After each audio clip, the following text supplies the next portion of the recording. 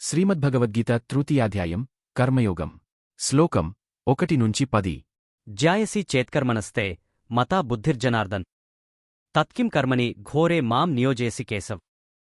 ద్వితీయాధ్యాయంలో భగవానుడు నివృత్తిములమైన జ్ఞాననిష్టను ప్రవృత్తిములమైన కర్మనిష్టను నిర్దేశించి ఉన్నాడు. ప్రజహాతి యదా కామాన్ అని ఆరంభించి ఏషా బ్రాహ్మీ స్థితిః అనే శ్లోకం వరకు జ్ఞాననిష్ఠులకు జ్ఞానయోగం వల్లే పరమ పురుషార్థం లభిస్తుందని ఉపదేశించాడు. అయినప్పటికీ కర్మాచరణంలోనే నీకు అధికారం, నీకు అకర్మలో ఆసక్తి కలుగకుండా ఉండుగాక అని అర్జునునికి కర్మనే కర్తవ్యంగా ఉపదేశించాడు. కాని కర్మ వల్ల శ్రేయ ప్రాప్తి కలుగుతుందని చెప్పలేదు. కాబట్టి కర్మ కంటే జ్ఞానమే శ్రేష్టం అని తలచి అర్జునుడు ఇలా పలికెను: జనార్దనా, కర్మ కంటే జ్ఞానమే శ్రేష్టమని నీ అభిప్రాయమైతే నన్ను హింసాత్మకమైన ఈ కర్మను ఒనర్చడానికి నియోగిస్తున్నావు ఏమిటి? వ్యామిశ్రేణేవ వాక్యేన బుద్ధిం మోహయశివం తదేకం వద నిశ్చిత్య ఏన శ్రేయో హమాప్నుయాం. తాత్పర్యం: నీవు సందేహ కారణం వలె అనిపిస్తున్న వాక్యాలతో నా మనసును భ్రాంతిలో తగుల్కొనజేస్తున్నట్లుగా ఉన్నావు. ఈ రెంటిలో దేనిచేత నేను శ్రేయాన్ని పొందగలనో నిశ్చయించి చెప్పు. లోకేస్మిన్ ద్వివిధా నిశ్చాపురా ప్రోక్తా మయానఘ జ్ఞానయోగేన సాంఖ్యానాం కర్మయోగేన యోగినాం. తాత్పర్యం: శ్రీ భగవానుడు పలికెను అనఘా, సృష్ట్యాదియందు నేనీ జగత్తులో జ్ఞానాధికారులైన వారికి జ్ఞానయోగం, నిష్కామకర్మయోగులైన వారికి కర్మయోగం అనే ద్వివిధ నిష్ఠలను వేదాలలో చెప్పి ఉన్నాను. ఈ రెండు పరస్పర సాపేక్షాలు, వేరువేరు కావు. చిత్తశుద్ధి పొందనివారికి కర్మయోగం, చిత్తశుద్ధి పొంది జ్ఞానభూమికలను ఆరోహింపగోరువారికి జ్ఞానయోగం. కనుక ఈ రెంటిలో ఏది శ్రేష్టం అనే ప్రశ్నకు తావులేదు. న కర్మనామనారంభా నైష్కర్మ్యం పురుషోస్నుత్ నచ సన్యసనాదేవ సిద్ధిం సమధిగచ్చత్. తాత్పర్యం: కనుక చిత్తశుద్ధి వల్ల జ్ఞానం కలిగేంత వరకు వర్ణాశ్రమోచితాలైన కర్మలను ఆచరించడమే మేలు, లేనిచో జ్ఞానం కలుగదు. పురుషుడు కర్మలను ఆచరించకుండా నైష్కర్మ్యాన్ని, జ్ఞానాన్ని పొందలేడు.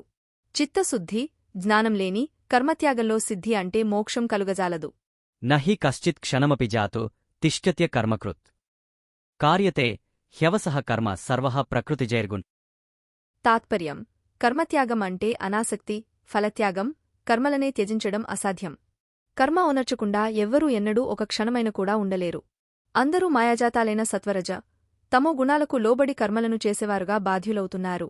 కర్మేంద్రియాణి సంయమ్యయ ఆస్తే మనసా స్మరణాష్ ఇంద్రియార్థాన్ విముజాత్మా మిథ్యాచారః స ఉచ్యతే. తాత్పర్యం: ఏ మూలుడు కేవలం కర్మేంద్రియాలను నిగ్రహించి మనసుతో ఇంద్రియ విషయాలను స్మరిస్తుంటాడో అతడు కపటి అని చెప్పబడతాడు.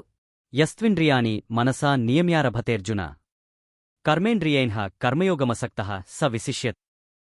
తాత్పర్యం: కాని ఎవరైతే వివేకయుక్తమైన మనసుతో జ్ఞానేంద్రియాలను నియమించి అనాసక్తుడై కర్మేంద్రియాలతో కర్మానుష్ఠానం ఒనర్చుతున్నాడో అతడు చిత్తశుద్ధిని పొంది జ్ఞానాన్ని పొందుతున్నాడు. లేక పైన చెప్పిన డాంభికుని కన్నా శ్రేష్ఠుడు. నియతం కురు కర్మ త్వం కర్మ జ్యాయో హ్యకర్మణః శరీరయాత్రాపి చతేన ప్రసిద్ధేదకర్మణ. తాత్పర్యం: నీవు శాస్త్రోపదిష్టమైన నిత్యకర్మను ఒనర్చు. కర్మను ఒనర్చకుండా ఉండటం కంటే కర్మ ఒనర్చడమే శ్రేష్టం. కర్మహీనుడవైనట్లయితే దైనందిన జీవితం కూడా నీకు గడవదు. యజ్ఞార్థాత్కర్మణో న్యత్రలోకో యం కర్మబంధనః తదర్థం కర్మ కౌత్తేయ ముక్తసంగః సమాచర్.